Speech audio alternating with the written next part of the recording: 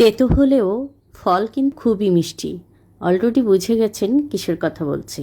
হ্যাঁ, গরমের দিনে এই উচ্ছে খুবই উপকারী একটা সবজি। তো আমি খুব সিম্পল ওয়েতে এই গরমের দিনে সবজিটা রান্না করে থাকি।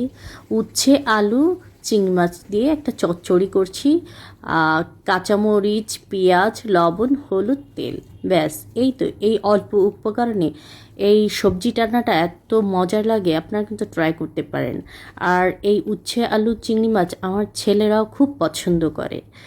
তো আর এর গুণাগুণ বলে তো শেষ করাই যাবে না। উচ্ছে ওজন কমাতে সাহায্য করে, উচ্ছে ডায়াবেটিস নিয়ন্ত্রণে সাহায্য করে, চুল ও ত্বকের জন্য খুবই উপকারী, রোগ প্রতিরোধ ক্ষমতা বাড়ায়। এর গুণাগুণ এত বেশি বলে শেষ করা যাবে না। তো আমার তো খুবই পছন্দ।